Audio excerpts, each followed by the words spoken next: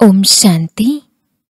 ఇప్పుడు మనం డాక్టర్ సచిన్ భాయ్ చెప్పినటువంటి బ్రహ్మాకుమారి సుఖాభినవ క్రాంతి సంపూర్ణ యజ్ఞ చరిత్రలో భాగంగా ఈరోజు మనం 52వ ఎపిసోడ్ని విందాము. 4 జన్మలు మరియు ఒక్కరిలో 4, the divine experience of 2 souls. ఈ విషయమును గురించి ఇప్పుడు మనం విందాము. జీవితము అంటేనే సంఘర్షణ. ఇక్కడ కూర్చున్నామనుకోండి, ఇక్కడే ఉండిపోతాము. జీవితం అనేది ప్రతిరోజు పరివర్తన అవుతూ ఉండాలి. జంప్ చేయాలి. జంప్ చేస్తే ఏమవుతుంది? ఏదో ఒకటి కొత్తది నేర్చుకుంటాం, ఏదో ఒక కొత్త అనుభవాన్ని అనుభవం చేసుకుంటాం. భారతదేశంలో సింధువాది ఒక కథ ఉంది. వారు ఒక సెయిలర్ ఉన్నారు. వారు 7 సముద్ర యాత్రలను చేశారు. వారు చేసినటువంటి 7 సముద్ర యాత్రలలో ఎన్ని రకాల అవరోధాలొచ్చాయి, ఎన్ని రకాల ప్రమాదాలొచ్చాయి అంటే, ఎప్పుడైతే వారు తిరిగి వచ్చేటువంటి వారు చాలా ధనాన్ని పోగు చేసుకుని వచ్చేవారు. ఇక అప్పుడు వారు ఈ రోజుటి నుండి ఎప్పుడూ కూడా నేను ఇటువంటి డేంజరస్ జర్నీ చేయకూడదు, ఎందుకంటే ఇప్పుడు నేను చేసినటువంటి ఈ డేంజరస్ జర్నీ కారణంగా మరణించబోతూ అదృష్టం కొలది బతికాను. ఇక నుంచి నేను ఇటువంటి ప్రయాణం చేయకూడదు అనుకుంటారు. కానీ కొన్ని నెలల తర్వాత మళ్ళీ ఏదో ఒక రకంగా అడ్వెంచర్ చెయ్యాలి అనేటువంటి తపన వస్తూ ఉంటుంది. ఎందుకంటే సాధారణ జీవితం జీవిస్తున్నంతసేపు ఇదేమే జీవితం, చాలా సాధారణంగా ఉంది, ఛాలెంజెస్ని ఫేస్ చేయాలి అనేటువంటి కోరిక ఉత్పన్నమయ్యేది. మళ్ళీ మరొక సముద్ర యాత్రకు వెళ్లేటువంటి వారు, ఎన్నో ఛాలెంజెస్ని ఫేస్ చేసేటువంటి వారు, తర్వాత సంకల్పం చేసేవారు వెళ్ళకూడదు అని, మళ్ళీ తర్వాత వెళ్ళాలి అనే తపన వస్తుంది. ఈ విధంగా 7 సముద్ర యాత్రలను వారు చేశారు. అంటే ఏంటి? యాత్ర లేనంత వరకు మనం ఏదీ నేర్చుకోలేము. ఎవరైతే ఎంత ఎక్కువ సమయం వారు సంఘర్షణలో ఉన్నారో, ఎదుర్కొంటూ ఉన్నారు, వారు అంతగా నేర్చుకున్నారు అని అర్థం. నిన్న కూడా మనం తెలుసుకున్నాం కదా, యజ్ఞ చరిత్రలో చాలా క్రిటికల్ సమయం, ధనమంతా కూడా ఖర్చయిపోయింది. అయినా కానీ ఎవరైతే నిశ్చయ బుద్ధి ఉన్నారో వారికి ఏమీ కాలేదు. డార్విన్ యొక్క సిద్ధాంతం సర్వైవల్ ఆఫ్ ద ఫిట్టెస్ట్. కానీ బాబా యొక్క సిద్ధాంతం ఏంటి అంటే ద సర్వైవల్ ఆఫ్ ఫెయిత్ఫుల్నెస్. అంటే ఎవరికైతే అతి ఎక్కువ బాబా పైన నమ్మకం ఉంటుందో అటువంటి వారు మాత్రమే సర్వైవ్ అవుతారు అని అర్థం. మిగతా వారందరూ కూడా అటు ఇటు చెల్లచెదురైపోయారు. మరి ఇలాంటి సమయంలో ఒక సందేశి వతనానికి వెళ్లారు. వతనంలో వారు బాబా యొక్క పరిస్థితిని చూశారు. కింద బెగ్గరి పాత్ర సమయంలో బాబా పరిస్థితి అస్సలు బాలేదు. అక్కడ ఒక నవరత్నాల హారమును పెట్టారు. అయితే బాబా పరిస్థితిని చూసి సూక్ష్మవతనంలో నాకు ఈ నవరత్నాల హారం కావాలి అని అడిగారంట. శివబాబా సరే తీసుకువెళ్ళు అన్నారంట. దాన్ని కిందకి తీసుకొచ్చారంట. కిందకి తీసుకొచ్చిన తర్వాత కళ్ళు తెరిచి చూస్తే ఏది హారం అంటే, అయితే దీది అన్నారంట. బహుశా నువ్వు పైనే మర్చిపోయుంటావు, ఒకసారి పైకెళ్ళి చూసుకో అని అన్నారంట. అప్పుడు ఆ సందేశీ అక్కయ్య పైకి వెళ్లారంట. అయినా కాని హారంను మాత్రం కనిపించలేదు. ఎందుకని?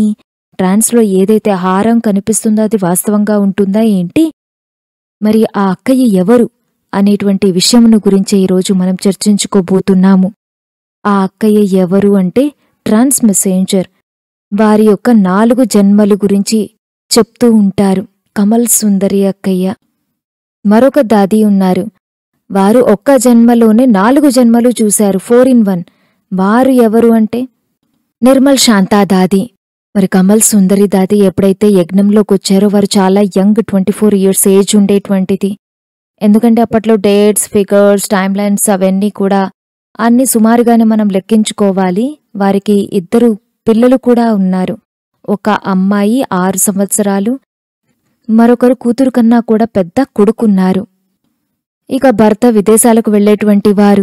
సింధు వర్గీయులు వారి యొక్క భర్తలు ఎక్కువగా కూడా విదేశాలలో ఉండేటువంటి వారు. ఎప్పుడైతే వారు రిటర్న్ వచ్చారో ఇక పవిత్రత విషయం పైన ఎంతో పెద్ద గొడవ జరిగిపోయింది. పిల్లల్ని తీసుకుని యజ్ఞంకి వచ్చేశారు. మోస్ట్లీ కరాచీలో వచ్చారు. మనం బాబా వేరుగా ఉండేటువంటి వారు అనేటువంటి విషయాన్ని కూడా తెలుసుకున్నాం కదా, ఎందుకంటే అప్పట్లో ట్రిబ్యునల్ ఆర్డర్ ఉండేటువంటిది. అంటే పిల్లలతో ఎటువంటి కనెక్షన్ ఉండకూడదు అని చెప్పారు. అందుకనే క్లిఫ్టన్లో బాబా పరివార సహితంగా ఉండేటువంటి వారు, మిగతా బంగళాల్లో ఉండేటువంటి వారు, హౌస్ అరెస్ట్ అయి ఉండేటువంటి వారు. బహుశా ఆ సమయంలో వారు ఉండుండొచ్చు. ఇక భర్త వచ్చారు. బాగా బలవంతంతోటి పిల్లల్ని లాక్కొని వెళ్ళిపోయారు. ఇది వారి స్టోరీ. ఆ తర్వాత ఎప్పుడైతే పాండవ భవన్కి వచ్చారో వారు ఏమనేవారంటే, నాది ఒక జన్మలోనే 4 జన్మలు జరిగాయి అని చెప్తూ ఉండేటువంటి వారు. అది ఎలా అంటే, మొదటిది శారీరక జన్మ, అది మామూలుగా అందరికీ జరుగుతుంది. శారీరక జన్మ ఒకటి, దీని గురించి పెద్ద మహత్వమేమీ లేదు. రెండవ జన్మ వారి యొక్క వివాహం. ఒక స్త్రీ వివాహం చేసుకోవటము అంటేనే మరొక జన్మ అని అర్థం. కొత్త వ్యక్తుల మధ్య, కొత్త ఇంట్లో, కొత్త పరిస్థితులు, కొత్త సంస్కృతి, కొత్త ఆచార అలవాట్లు అంతా కూడా కొత్తదిగా ఉంటుంది. ఈ రకంగా చూసుకున్నట్లయితే వారిది కొత్త జన్మ. ఆ తర్వాతది ఈశ్వరీయ జ్ఞానం యొక్క జన్మ. ఇది అలౌకిక జన్మ, మరజీవ జన్మ ఉంది. బ్రాహ్మణులు అంటేనే ద్విజులు అని దీనినే అంటారు. క్రైస్ట్ ఏమని చెప్తారంటే, those who born once they will die many times అని. ఎవరైతే ఒకసారి జన్మ తీసుకుంటారో వారు చాలాసార్లు మరణిస్తారు అని. కానీ ఎవరైతే 2 సార్లు జన్మ తీసుకుంటారో వారికి ఇక మృత్యువే లేదు అని అంటారు. ఎందుకంటే వారికి ఇప్పుడు కొత్త జన్మ లభించింది. కొత్త జన్మలో ఇంకేం మృత్యు? దీనినే భారత సంస్కృతిలో ద్విజులు అని అంటారు. బ్రాహ్మణులంటేనే కొత్త జన్మ తీసుకున్నటువంటి వారు. మృత్యువు అంటే ఎలా ఉంటుంది అనే విషయాన్ని కూడా మనం చర్చించుకున్నాం కదా. చాలా వరకు యాక్సిడెంట్ అయినప్పుడు ఏమవుతుంది? వారి యొక్క స్మృతులని మర్చిపోతూ ఉంటారు. మృత్యువు అనేది చాలా పెద్ద యాక్సిడెంట్ అని చెప్పాలి. దీంట్లో పూర్తిగా అన్ని విషయాలు డిలీట్ అయిపోతాయని చెప్పాలి. ఎలా ఉండేవారు, ఎవరితో ఉండేటువంటి వారు, ఏది కూడా గుర్తుండదు. అంటే మృత్యువు అనేది ఒక పెద్ద యాక్సిడెంట్గా చెప్పచ్చు. మరి ఇది మరజీవ జన్మ అంటే మరి ఇదేంటి అంటే మహామృత్యువు అని చెప్పాలి. కానీ ఇప్పుడు మనల్ని చూడండి, ఏది మర్చిపోలేదు, అన్ని గుర్తుపెట్టుకున్నారు, అన్ని సంస్కారాలు అలాగే ఉన్నాయి. అంటే ఏంటి? యాక్సిడెంట్ గట్టిగా తగల్లేదు, దెబ్బ గట్టిగా తగల్లేదు అని అర్థం. అంటే గట్టిగా దెబ్బ తగలాలి, అప్పుడే కదా పాత వాటినన్నిటినీ కూడా మర్చిపోయేది. ఇది 3వ జన్మ, ఇదే పవర్ఫుల్ జన్మ. మరి దాది 4వ జన్మ కూడా నాకు జరిగింది అని చెప్తారు. ఎవ్వరికీ కూడా జరగనటువంటి, వన్ అండ్ ఓన్లీ వారికి మాత్రమే జరిగినటువంటి జన్మ. వారు సందేశీ ఉన్నారు. వారినే దేవతా దాది అని కూడా అనేటువంటి వారు. 2007లో 97 ఏజ్లో వారు శరీరాన్ని విడిచిపెట్టారు. తర్వాతది జ్ఞానం యొక్క జన్మ. అంటే స్వయం గర్భంతో స్వయం జన్మ తీసుకోవాలి. ఈ జన్మ తీసుకోవటము అంటే పాతదంతా కూడా డిలీట్ అయిపోవటం. కానీ ఇదంతా జరగడం లేదు. అంతా అదే విధంగా గుర్తుంటుంది. దాదీకి 1.5 మంత్ 45 డేస్ వారికి ఇవ్వటం జరిగింది. ఇక్కడ సపరేట్ రూమ్ ఇవ్వటం జరిగింది. ఎవరితోనూ మాట్లాడేటువంటి వారు కాదు, ఎవరిని వినేటువంటి వారు కాదు, ఎవరిని చూసేటువంటి వారు కాదు, ఎటువంటి అన్నోన్ పర్సన్ తోటి మాట్లాడేవారు కాదు, రోజు మొత్తంలో భోజనాన్ని స్వీకరించేటువంటి వారు కాదు. కొంచెం పండ్లు తీసుకునేవారు, అలాగే 2 స్పూన్లు పాలు తాగేటువంటి వారంతే. 4వది రోజంతా కూడా నేను ప్రిన్సెస్ ఉన్నాను అనేటువంటి స్మృతిలో ఉండేటువంటి వారు. ఇక ఇక్కడున్న ప్రపంచాన్ని పూర్తిగా మర్చిపోయేటువంటి వారు, లౌకిక సంబంధికులను మర్చిపోయేటువంటి వారు. అంటే 1.5 నెలల వరకు వారు ట్రాన్స్లోనే ఉన్నారు. కళ్ళు తెరిచే ఉండేటువంటివి. ట్రాన్స్లో వెళ్లేటువంటి వారు చాలా రోజుల వరకు వారు మీరట్లోనే ఉన్నారు. ఇక ఇక్కడ సత్యుగం యొక్క అనేక రకాల రహస్యాలను వారు తెలియచేశారు. అందుకనే వారి పేరే దేవతా దాది ఉండేటువంటిది.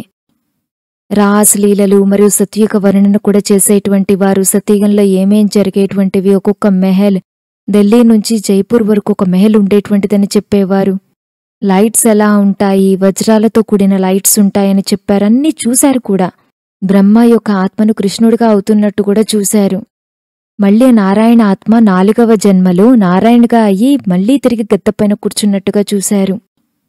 దాది సత్యుగం గురించి ఎంత బాగా వర్ణించేటువంటి వారు అంటే, ఈజీగా 4-5 గంటలు కూర్చొని వినిపించేటువంటి వారు. ఎవరైతే వినాలి అనుకుంటారో వారందరూ కూడా దాది దగ్గరకొచ్చి చేరుకునేవారట. స్పెషాలిటీ ఆఫ్ గోల్డెన్ ఏజ్ని వినేందుకొచ్చేవారు. అందుకనే దాది దీన్ని 4వ జన్మగా చెప్పేటువంటి వారు. ఇక్కడ అన్ని సంస్కారాలు లుప్త అయిపోయినట్టు అయిపోయాయి. దాది ఇది కూడా చెప్పేటువంటి వారు. వారు భవిష్యత్తులో సత్యుగంలో ఎలా అయ్యేటువంటి వారు అనే విషయాన్ని కూడా తెలుసుకున్నారు. చాలామంది బహుశా దాచుకునేటువంటి వారు. లక్ష్మీనారాయణులు వారికి ఎంతమంది దాసదాసీలు ఉండేటువంటి వారు? లక్ష్మీనారాయణులకి ఒక్కొక్కరికి 50 మంది సర్వెంట్స్ ఉండేటువంటి వారంట. ప్రజల యొక్క మహల్లు కూడా బంగారంతో కూడింది ఉండేటువంటిది. మరి ఇప్పట్లో మనం చూసేటువంటి పెద్ద పెద్ద భవనాలు ఏవైతే ఉన్నాయో, పాలరాతి భవనాలు, అవన్నీ కూడా అప్పట్లో దాసదాసీలకు ఉండేటువంటివని చెప్పారు. ఇక వారికి ప్రపంచంలో ఉన్నటువంటి ఏ వస్తువు ఆకర్షించట్లేదు. ఎందుకంటే నేను ఏదైతే స్వర్గంలో ఉన్నటువంటి సుఖాలను చూశానో దీంతో పోలిస్తే నథింగ్ న్యూ. మరి ఆ జీవితమును గురించి ఇప్పుడు మనం చర్చించట్లేదు, మరొకసారి చూద్దాము. దాది జీవితంకు చెందినటువంటి చాలా విషయాలున్నాయి. ఎకనామీ అవతారం ఉన్నారు. చిన్న చిన్న విషయాల్లో కూడా వారు ఎంతో ఆ ఎకనామీతో ఉండేటువంటి వారు, తీవ్ర పురుషార్థం చేసేటువంటి వారు, ఉదయం ఉదయం లేచేటువంటి వారు. వారితో ఉన్నటువంటి ఎంతమంది అయితే అక్కయ్యలున్నారు అంటే వారు రకరకాల స్థానాలలో ఉన్నారు. మీరట్ మొదలగున ప్రాంతాలలో ఉన్నారు. మొట్టమొదట కమలానగర్ ఢిల్లీలో ఉండేటువంటి వారు. ఆ తర్వాత 1958లో మీరట్కి వెళ్లారు. అయితే అప్పట్లో ఒక దాది యొక్క కొడుకు చాలా రోజులు తప్పిపోయాడు, కనిపించట్లేదు. చాలా సంవత్సరాలు వెతికినా కానీ అబ్బాయి కనిపించలేదు. దాదీని అడిగారట. దాది ధ్యానంలోకెళ్లారు. అప్పుడు వారు చూశారేంటి అంటే ఆ అబ్బాయి ఢిల్లీలో ఉన్నారు, ఒక బ్రిడ్జి కింద ఉన్నారు అని వెతకమన్నారు. వెతకగానే కనిపించారట. ఇలా కొన్ని స్టోరీస్ని చెప్తూ ఉంటారు. మరి ఈ విధంగా దాది ఎప్పుడూ కూడా ఈ 45 రోజులు ఏదైతే వారు ఆ ట్రాన్స్లో ఉన్నారో ఇది వారి యొక్క మరొక జన్మగా చెప్తూ ఉంటారు. ఎప్పుడైతే దాది దీని నుంచి బయటకొచ్చారో, బయటికి రావడానికి కూడా చాలా సమయం పట్టింది. బయటికొచ్చిన తర్వాత చాలామంది వారిప్పటిదాకా ఎక్కడున్నారు అని అడిగినప్పుడు నాకసల ఈ ప్రపంచం గురించి తెలియనే తెలియదు అని అన్నారు. ఇక అక్కడితో వారి సంస్కారాలే పరివర్తనయ్యాయి.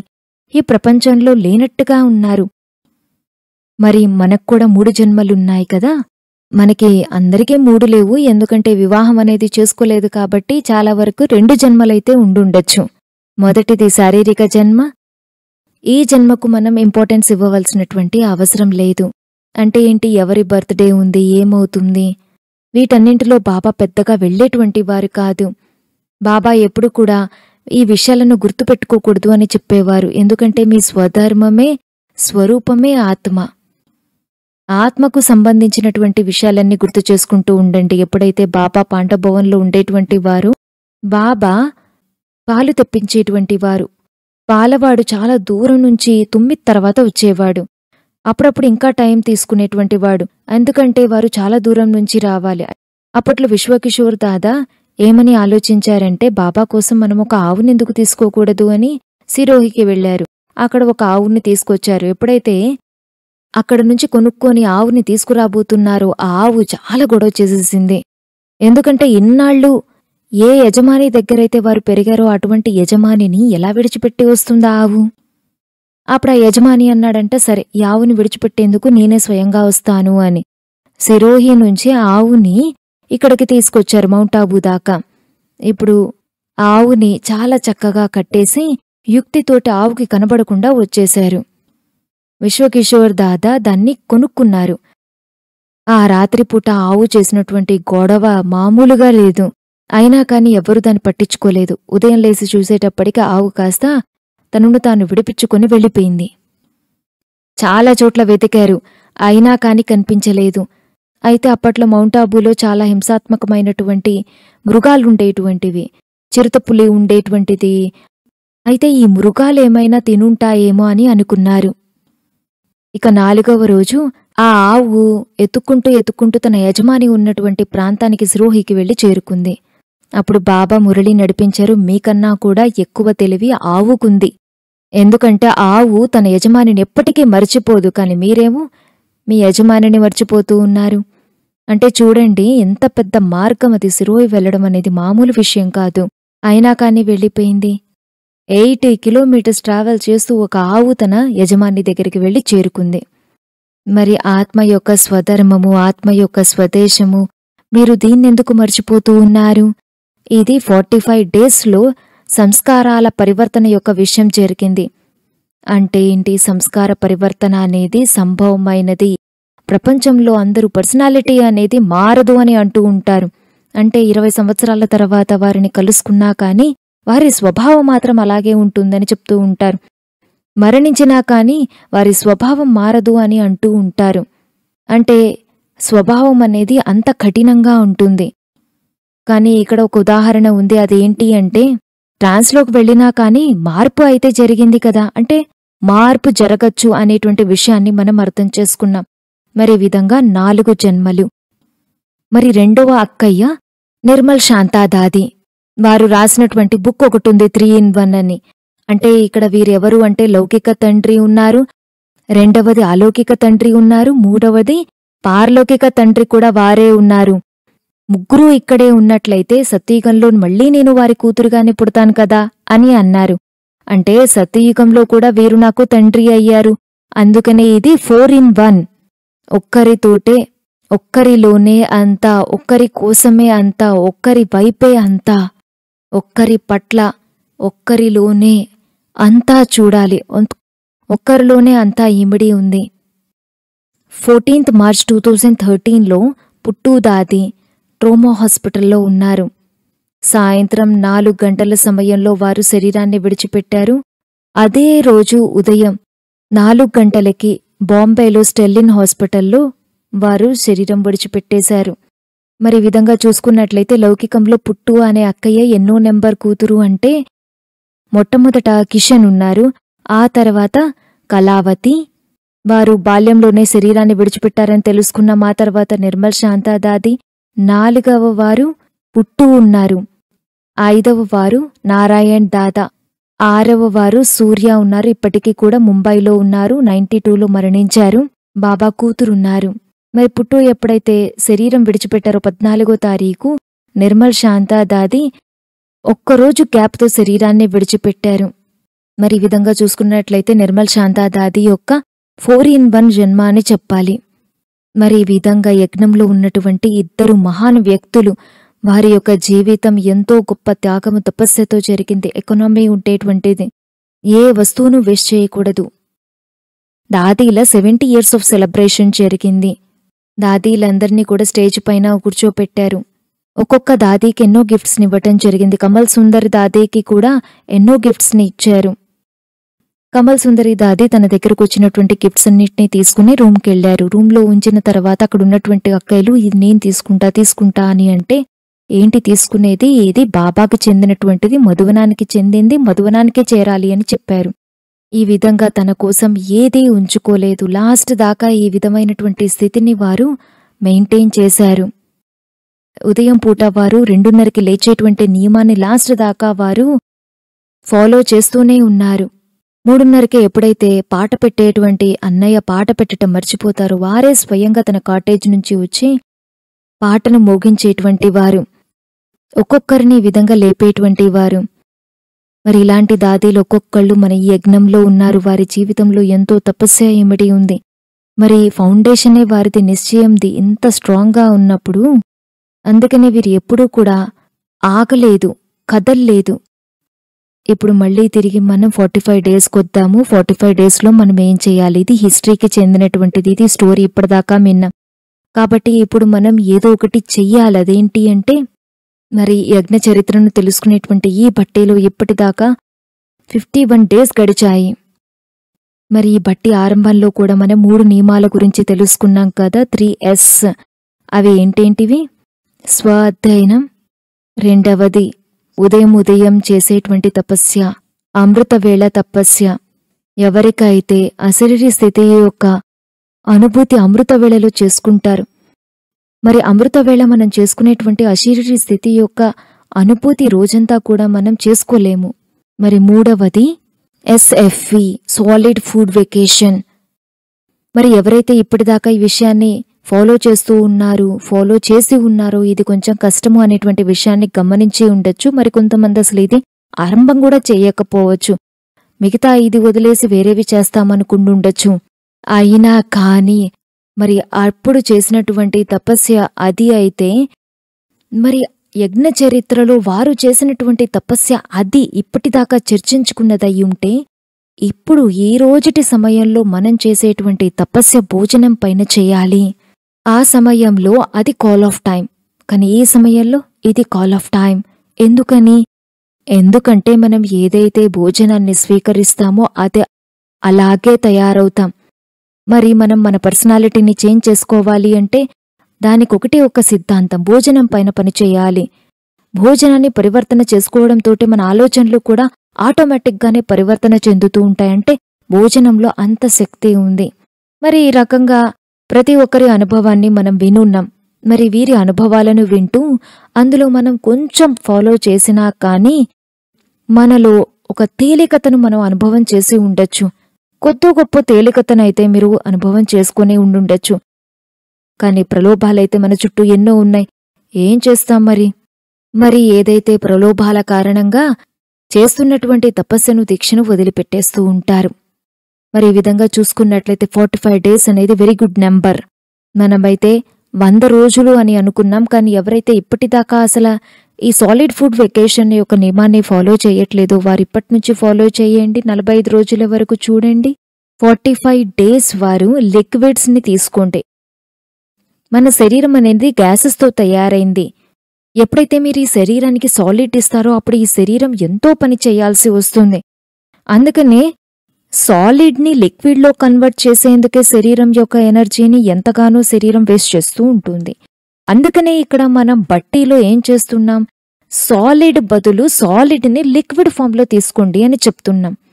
ఎందుకంటే మనం ఇక్కడ ఎంతో పని చేయాలి, ఎంతో చింతన చేయాలి, ఎంతో అధ్యయనం చేయాలి. నిన్నటి మురళిలో కూడా బాబా చెప్పారు కదా, మీరందరూ స్టూడెంట్స్ ఉన్నారు, స్టూడెంట్స్ చదువుకుంటూ ఉంటారు. మరి అన్నింటికన్నా మొట్టమొదట దీనిలో ఉన్నటువంటి లాభం ఏంటి అంటే డీహైడ్రేట్ ఎప్పుడూ కారు. ఎందుకంటే ఏదో ఒక రకంగా సాలిడ్ ఫుడ్ని లిక్విడ్ ఫామ్లో తీసుకుంటున్నాం కాబట్టి డీహైడ్రేట్ అవ్వరు. రెండవది కాన్స్టిపేషన్ ప్రాబ్లం తగ్గిపోతుంది.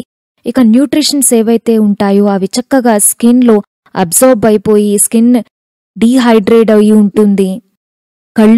కళ్ళ సైట్ కూడా తగ్గిపోతుంది. అలాగే డబ్బు తక్కువ, అలాగే దీనిపైన మీరు ఖర్చు చేసే తక్కువ, డైట్ మారిపోతుంది, ఎనర్జీ సేవ్ అవుతుంది, అలర్ట్నెస్ పెరుగుతుంది, నిద్ర కూడా ఆటోమేటిక్గా తగ్గిపోతూ ఉంటుంది. లేకపోతే చూడండి, ధాన్యం తింటూనే లేకపోతే 4 రొట్టెలు తిన్నారంటే చాలు ఎంత బాగా నిద్ర వస్తుంది అంటే బ్రెడ్ తిన్నారు, మంచి నిద్ర, ఎంత నషాతో ఉంటారు.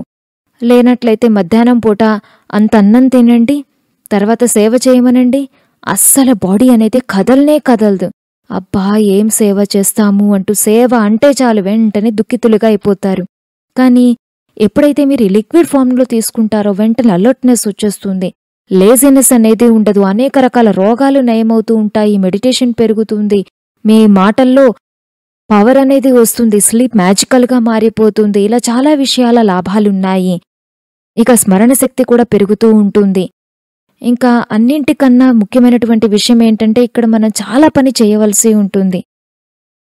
ఇందులో నా అనుభవం కూడా ఉంది. అందుకని దీన్ని మనం ఒక తపస్యగా చూడాలి. అందుకని ఇక్కడ మన 4 సిద్ధాంతాలు ఏవైతే మనం చెప్పుకున్నామో, లిక్విడ్ డైట్ ఏదైతే తీసుకోవాలో అందులో మనం క్లియర్ వాటర్ని తీసుకోవాలి మొదట. అంటే కోకోనట్ వాటర్ కానీ నీళ్లు కానీ తీసుకోవచ్చు. రెండవది జ్యూసెస్, అన్ని రకాల జ్యూసెస్, ఫ్రూట్ జ్యూసెస్ కానీ వెజిటబుల్ జ్యూసెస్ కానీ ఏదైనా తీసుకోవచ్చు. మూడవది స్మూదీస్. స్మూదీ అనేది అన్నింటికన్నా బెస్ట్ ఆప్షన్. ఇక స్మూదీ అనేది 2 పూట్ల తీసుకుంటే అసలు మీరు ఇంకా ఏది తీసుకునే అవసరం ఉండదు. 2 రకాల స్మూదీస్ ఉంటాయి, ఒకటి హాట్, మరొకటి స్వీట్. 4వది సూప్స్. ఎంత వీలైతే అంత గ్రెయిన్ సూప్ని మాత్రం అస్సలు తీసుకోకపోతేనే మంచిది. ఒకవేళ గనక మీరు బాగా వెయిట్ లాస్ అవుతున్నారు అంటే అర్థం చేసుకోండి, you are on the wrong track అని. ఎక్కడొక చోట మీరు పొరపాటు చేస్తున్నారని అర్థం. ఈ జర్నీలో ఇక్కడ మనం వెయిట్ని మెయింటైన్ చేస్తూ ఉండాలి. అయితే ఎవరైతే ఓవర్ వెయిట్ ఉన్నారో వారు తగ్గుతూ ఉంటారు, మరి ఎవరైతే తక్కువ ఉన్నారో వారు అస్సలు తక్కువ కాకుండా మెయింటైన్ చేస్తూ ఉండాలి. ఒకానొక స్టేజ్ ఎలా వస్తుంది అంటే మీ బరువు అనేది మెయింటైన్ అవుతూ ఉంటుంది, తగ్గరు పెరగరు. మరొకటి స్వరాజ్యాధికారి యొక్క స్థితి ఉండాలి. శరీరం అనేది లిక్విడ్స్తో ఫామ్ అయ్యింది. మరి ఏదైతే తినాలి తినాలి తినాలి అనేటువంటి అభిరుచి ఉందో దానిపైన అటాక్ చేయాలి. ఎందుకంటే మనం ఏదైతే భోజనం తినాలి తినాలి అనేటువంటి అలవాటు పడిపోయి ఉన్నాం చూసారా, ఇది సబ్కాన్షియస్ యొక్క అలవాటు. అసలు వాస్తవానికి శరీరం అనేది ఇంత భోజనాన్ని కావాలి అని మాత్రం అడగదు. మనం తీసుకునేటువంటి భోజనం ఏం చేస్తుంది, మనకి ఒకలాంటి సుఖాన్ని అనుభూతి చేయిస్తూ ఉంటుంది, ఒకలాంటి తీక్షణతను, కావాలి కావాలి అనే తపనను ఉత్పన్నం చేయిస్తూ ఉంటుంది. అందుకనే మనం ఈ సాలిడ్ ఫుడ్ వెకేషన్ డైట్ తోటి ఆ తపనను సమాప్తం చేస్తూ ఉన్నాము. మరి ఎప్పుడైతే భోజనంలో మీరు మార్పుని తీసుకొస్తారో మీ పర్సనాలిటీలో కూడా మార్పు అనేది వస్తుంది. అన్ని రకాల ప్రయత్నాలు చేసాం, అయినా కాని కామ వికారం పైన మాత్రం విజయం పొందలేకపోతున్నాము అంటే చేంజ్ ద డైట్. ఆటోమేటిక్గా మీరు కావాలనుకున్నా కూడా అలాంటి ఆలోచనలు రావు. అంత శక్తి ఈ ఫుడ్ మారినప్పుడు మీరు అనుభవం చేసుకుంటారు. మరియు స్వయాన్ని ప్రకృతితో జోడింప చేయండి. ఇలా 45 డేస్ ఇప్పటి వరకు ఎవరైతే చేయలేదో, లేదా మధ్య మధ్యలో పూర్తిగా బ్రేక్ చేస్తూ వచ్చారు, ఇంట్లో వాళ్ళు ఒప్పుకోలేక మీరు చేయలేకపోయారు, లేకపోతే చాలామంది తప్పుడు డైట్ని ఫాలో అవుతున్నారు, వారు ఈ రోజు నుండి ఆరంభించండి. First start with smoothie. Smoothie అనేది బెస్ట్ ఆప్షన్. ఖర్జూరాలు తీసుకోండి, కోనట్ తీసుకోండి, డ్రై ఫ్రూట్స్ తీసుకోండి, ఆలు తీసుకోండి, అది స్మూతీ చేసుకోండి, ఏదైనా తీసుకోండి. కానీ వెయిట్ అనేది గెయిన్ అవ్వకూడదు. అలాగే తక్కువ వెయిట్ని మాత్రం మెయింటైన్ చేస్తూ ఉండాలి. ఇక్కడ పదే పదే మనం వెయిట్ గురించి కాదు మాట్లాడుకుంటుంది, మన యొక్క కాన్షియస్ మైండ్ గురించి మాట్లాడుతున్నాం. ఎప్పుడైతే ఇక్కడ పరివర్తన అవుతుందో మనకి సమయం ఎంతగానో మిగులుతున్నట్టు అనిపిస్తుంది. ఎందుకంటే ఇక్కడ అభ్యాసం ఎంతో చేయాలి కదా. లౌకికాన్ని చూసుకోవాలి, మురళి యొక్క అధ్యయనం చేయాలి, ఎన్నో చేయాలి. టైం ఎక్కడుంది? ఇక టైంనంతా కూడా తినటం, అరిగించుకోవటంలోనే ఉన్నట్లయితే అభ్యాసం ఎప్పుడు చేస్తారు? అధ్యయనం ఎప్పుడు చేస్తారు? మరి దీనితో మొట్టమొదట జరిగేదేంటి అంటే అనేక రకాల రోగాలతోటే మీరు నెమ్మదిగా ముక్తులుగా అవుతూ ఉంటారు. శరీరం డిటాక్స్ అయిపోతుంది. టాక్సిన్స్ అన్ని శరీరంలో ఉన్నటువంటివి బయటికెళ్ళిపోతాయి. ఆటోమేటిక్గా జరుగుతుంది. మరి ఆఖరిన అయితే మరణించాల్సిందే. అలాంటప్పుడు హెల్తీగా ఉంటే ఎందుకు మరణించకూడదు? ఇది కూడా ఒక రకంగా చూసుకున్నట్లయితే ఒక ఎంజాయ్మెంటే కదా. Food is our greatest addiction. సతీగలో చూడండి, ఎంత భోజనాన్ని తీసుకుంటూ ఉంటారు. ఎప్పటి వరకైతే దీనిపైన మీరు ఆక్రమణ చేయరో అప్పటి వరకు మన లోపల ఉన్నటువంటి కాన్షియస్నెస్ కదలదు. లేనట్లయితే అందరూ తమ కంఫర్ట్ జోన్లో కూర్చుని ఉన్నారు. పరివర్తన ఎక్కడ జరుగుతుంది? మన శరీరంతో చాలా అటాచ్డ్ అయి ఉన్నటువంటి వస్తువు ఏంటి అంటే భోజనం. ఎప్పుడైతే దానిపైన మీరు ఆక్రమణ చేస్తామో ఇక శరీరం అంతా కూడా పూర్తిగా కదిలిపోతుంది. మరి ఈ భూకంపం యొక్క అలాంటి తీవ్ర అవస్థలో పరివర్తన అనేది జరుగుతుంది. అందుకని దీన్ని నెమ్మదిగా అలవాటు చేసుకోండి.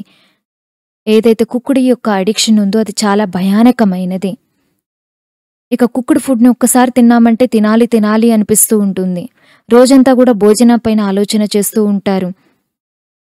ఇక ఫ్యామిలీ అంతా కూడా ఈ విషయాన్ని ఫాలో అయినట్లయితే గ్యాస్ ఫ్రీ కిచెన్గా మారిపోతుంది. ఇక మీరు పొయ్యి వెలిగించేటువంటి అవసరం లేదు. సఫాయి కూడా ఈజీగా చేయగలుగుతారు. ఇందులో అయితే ఎక్కువ ఖర్చు చేసేటువంటి అవసరం లేదు.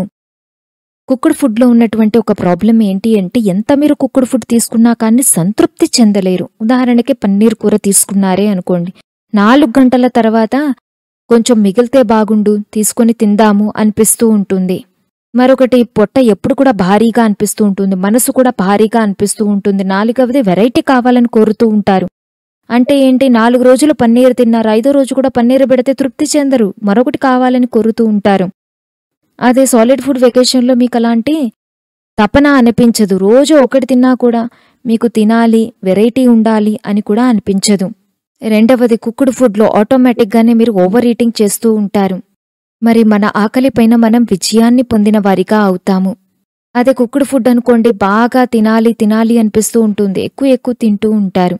ఇక ఇండైజెషన్ ఎంతగానో ఉంటుంది. ఎప్పుడైతే ఏకరస భోజనం అవుతుందో ఆటోమేటిక్గానే మనసు కూడా ఏకరసంగా అవుతుంది. తర్వాత మనం చేయాల్సింది ఏంటి అంటే స్వ అధ్యయనం. ఇక్కడ మనం చదువుకునేటువంటి విషయాలు ఒక పుస్తకానికి చెందినటువంటివి కావు, అలాగే ఎక్కడో రాసినటువంటివి కూడా కాదు.